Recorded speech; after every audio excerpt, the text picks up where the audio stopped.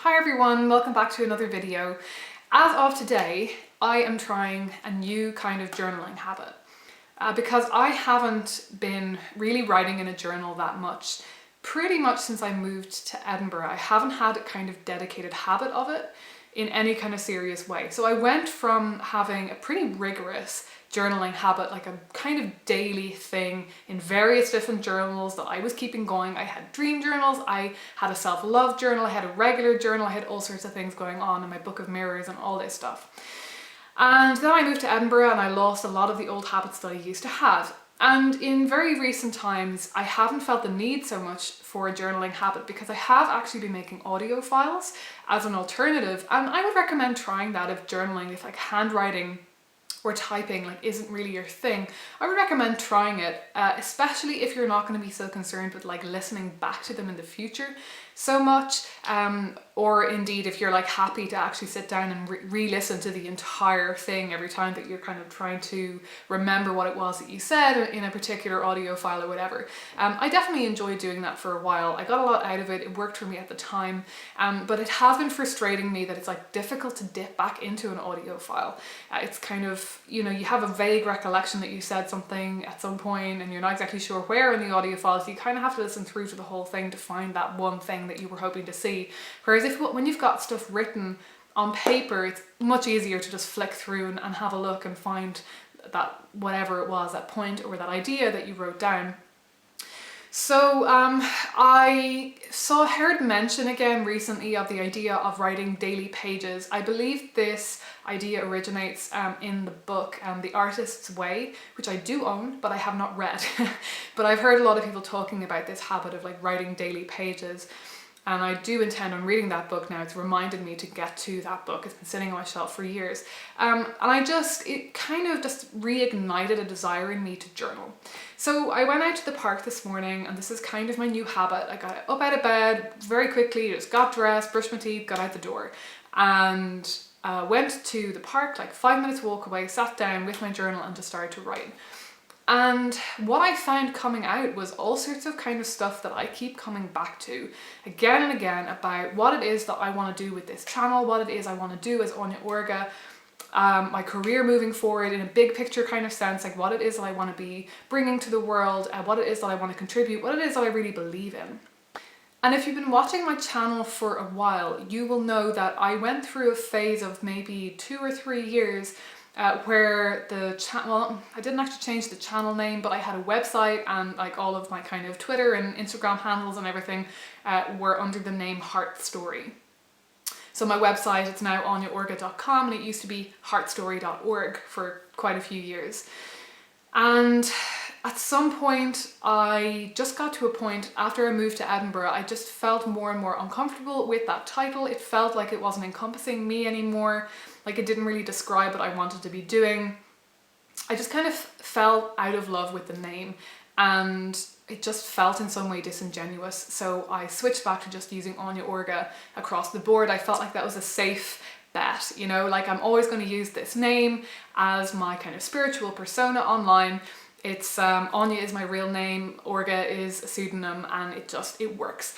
So, but I got to thinking about Heart Story and what it used to mean to me, and actually that I think I lost a lot more when I dropped Heart Story, when I gave that up, than I realized at the time, because the name came to me out of this kind of core idea of what it was that I wanted to contribute and what I wanted to help people with. And it was this idea that I believed at that time that it's very, very important for us that we all have this kind of innate spiritual or religious need, which can be satisfied by looking at our own kind of internal narratives, at the stories that we have developed in our heads about the world and about ourselves, and expressing that or celebrating that in some way. But I think that kind of over time developed into quite a kind of self-help oriented kind of thing, because you can probably see how that idea lends itself very well to self-help and personal development and that kind of thing, and that's always been something that I've been interested in. But yeah, this idea of like developing your heart story, exploring your heart story, finding your heart story very quickly evolved, like I say, into this kind of general thing of like your heart's desire or self-exploration or improving your productivity or your creativity or whatever. And I think that somewhere along the line I kind of lost sight of what Heart Story essentially kind of meant for me, and what the crux of what it was I wanted to help people with, you know, what that really was. And that kind of contributed to me becoming uncomfortable with the name and feeling like it didn't really express what it was that I wanted to do. And while I was journaling, I kind of realized that I think the reason I kind of went wrong was because I lost myself too much in just this idea of the personal narrative and thinking about our worldviews and our stories and our personal stories about ourselves and the world. I got a little bit too caught up in just exploring that and unpicking that and unraveling that, which is fine, like as a thing to do, there's nothing wrong with that, but I kind of lost sight of the bigger picture of what it was that I wanted to express with that Heart Story idea, which was that ultimately I believed at that time, and I think in a slightly altered way I still believe this now too, that there is something gone a little bit astray with our heart story in a contemporary Western scientific paradigm, secularized, etc., etc., etc. That you know, somewhere along the line that we've gone astray, we've lost something, that there's something missing, and that in order to feel more satisfied and to find more meaning in our lives, that we need to actually construct ourselves a new heart story that incorporates maybe not only the kind of, like I say, scientific, mundane, nihilistic, I suppose, stories that we have developed over time, but that finds a way to actually re-enchant those stories and to find a way to go into the heart of ourselves and find the kind of creative, imaginative, fantastical threads of stories that we can draw out of ourselves and attach to that kind of big picture narrative to kind of reinvigorate it and re-enchant it and make it into something that is just more beautiful and more inspiring and more invigorating and so on. And that's something that I definitely lost sight of somewhere along the line. Now, I've got problems with this concept now in loads of different ways because, you know, I get uncomfortable with the idea of essentializing the idea of religion or spirituality because I don't like to get too bogged down in insisting that all humans are any particular way, that all humans need to be expressing their spirituality or religion in a specific way. I think as long as I'm remembering that I can only speak from my own perspective, then fine. And to a large extent, that was where I was coming from with that stuff. But I always have a tendency to universalize. We all have a tendency to universalize. And I think I was focused too much during my heart story phase on wanting to universalize my own experience and say, you know, this is the human experience. This is what we all need to be doing, because it felt like that was going to make it more relevant for other people in some way. Whereas actually, I think I would have been much better off to talk a little bit more just from my own personal experience, talk about my own narratives and so on, to keep that more real. So in that way, I think I've moved away a little bit from those ideas that I had at that time. I've also become a little bit skeptical about the idea that we as, and I know I'm making generalizations here and you may not all fit this category, but that we as relatively educated, privileged Westerners, so if you're a part of that group, then fine. If you're not, I apologize for generalizing. But that we in that group, that we are kind of secularized, that we have become disenchanted, that our worldview is disenchanted, that it is nihilistic, that it is kind of scientific in the bad way, you know, like scientific in a way that has stripped out all magic and meaning and wonder out of the world, out of the universe, that it's just, we've developed this idea of just a cold, hard reality, and that is, you know, that has diminished our experience as humans and has left us feeling kind of cold and alone and lacking in meaning, and like we're just floating around in this kind of pointless existence and not really connecting with each other and with the world. I think there may be some truth to that in certain circumstances, but I also think that that is a little bit of a myth. And I think that sometimes we can kind of idealize past historical times and previous ways that humans existed and previous cultures and so on and so forth. And I recently finished reading actually David Abrams' Being Animal, I think it's called. Yeah. I recently finished reading that, and I remember that at some point he talked about this idea that we have that in the past, our ancestors, that they had an enchanted worldview and they believed in magic and they believed in all these spirits and everything was just kind of mystical and wonderful, and that, you know, nowadays we've become skeptical and that we don't really believe in these things anymore, and in some way, you know, that we're, well, either we see this as a good thing or a bad thing. Either we see that we're, you know, the height of rationality and, you know, we've developed and evolved so much more as humans, or we see this as a negative thing, that we should be trying to return to this golden age of enchantment.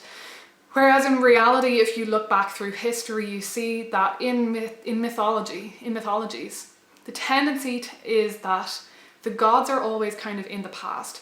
There's always this idea of the old gods and the new gods, or even when you're looking at like fairy tales and fairy stories, and there's always this idea that at this point, not that long ago, the gods or fairies or spirits or whatever it is, where they walked among us, that they used to be more present in our lives, that humans used to interact with these creatures, these entities, but that nowadays there is some sort of kind of there's a barrier, that humans have become detached from this kind of magical spirit realm and these magical creatures. So in Ireland, you know, the little folk, they've gone underneath the mountains. And in our mythological stories, like, sure, they were written down in Christian times long after they were probably originally in circulation in the Iron Age, but there's nothing to suggest that the original stories actually saw these gods as being more present, more immediate, and more part of the culture. There still is, you know, for all we know, they could have always been seen as these sort of in the past kind of heroes, and these kind of, yeah, mythological beings that are always just slightly out of our reach, no matter how far we go back in time. So I think that, and this kind of is a tendency that I have in general when I think about the human experience, I tend to assume that whatever it is that we are experiencing now in general is probably similar across time, space and time. So that goes to kind of the universe as a whole. I can only make guesses about how the universe works based on my experience, and the same in the human experience generally. So I've come to a place where I tend to just assume that our way of using our brain and seeing the world may not be as radically different as we think it might be, just because we have developed like the scientific method and our technologies have evolved so much. And like, certainly there are changes, certainly the ways in which we see the world have changed, but I'm not sure that there is this kind of golden age, you know, during which we had perfect enchantment and everything felt wonderful and we felt connected to nature and everything around us, and we were at one and in harmony with cosmos. I think I would rather hold that as an ideal and something to be working towards, rather than assuming that there are things that are in our lives and in our environments that are hindering us from having that experience. So this is really just a long-winded way of saying that I got to thinking about enchantment and re-enchantment, or maybe just enchantment. Maybe I want to just drop the re part of that idea. And that I realized that, like, even though I've kind of over time maybe let go of this idea of re-enchantment as something that our species as a whole desperately needs, and looking at kind of earlier cultures in an idealized kind of way, I think thinking about that can be helpful. It's certainly helpful to think about the ways in which our technologies and our scientific method and so on, that they may, and they definitely are, drawing us away from our kind of more visceral experience of nature. There's a lot of truth to that. Certainly we are much less immersed in our natural environment than we were, you know, a couple of thousand years ago or millennia ago or whatever. There are certainly differences, and that can only be detrimental to us and to our well-being. But I think I've got to a point where I just don't want to like I don't want to overemphasize that, and it doesn't make sense to me anymore to focus on that so much and just to assume that we are in some way broken as a species. I'm not sure, yeah. So this is a very long-winded way of saying that I just realised that I need to think more about what enchantment means to me now and how I can embrace that and bring that into my life now. And a lot of it really just does have to do, for me, with thinking about my place in nature and in cosmos and celebrating that and re-immersing myself in nature, spending time outside, spending time in kind of natural environments, paying attention to the seasons and the wheel of the year and all of that stuff that I was already doing. That's definitely a huge part of what enchantment is to me. It can certainly involve kind of more magical components and doing things and developing rituals and working with gods and looking at these kind of ideas that are maybe more fantastical, that are maybe more, supernatural, for want of a better word. I think there's certainly room for that kind of thing as well, because I kind of see enchantment as being maybe two slightly different things. That it is the kind of immersing yourself in nature and reminding yourself of the wonder of this cosmos that we are a part of, reminding ourselves just how wonderful and awe-inspiring it really is, and not letting ourselves get kind of detached from that and from our connection to it. But also, for me, enchantment is about the imagination and creativity and seeing things in a different way and exploring different perspectives and ways of seeing things, and just really losing myself in that. Marrying the two together then for me is the main thing that I'm aiming for in my spiritual practice. But I think I really want to go back to thinking more about how I can inspire you to also bring this into your life in whatever way works best for you. And I think I've been struggling for the past couple of years with knowing what it is that I really want to say and want to talk about and want to share. And coming back to this, I think, is helping me realign myself to those goals and remember why I started making these videos in the first place. I think when I started making videos, it was kind of easier because I was starting from the beginning. I was only just developing a spiritual practice. I was testing new things out all the time. So I always had this new stuff to talk about. I had all of this stuff that I could describe to you, what it was that I did, what it was that I was trying. And over time, as I've settled into a much more kind of dum-de-dum-de-dum kind of everyday spiritual practice, and I've already described most of what I believe and most of what I'm up to, and I've kind of settled in, it becomes much less than about describing the experience of developing a spiritual practice. And I need to find new ways of inspiring other people to maybe come along that same journey too.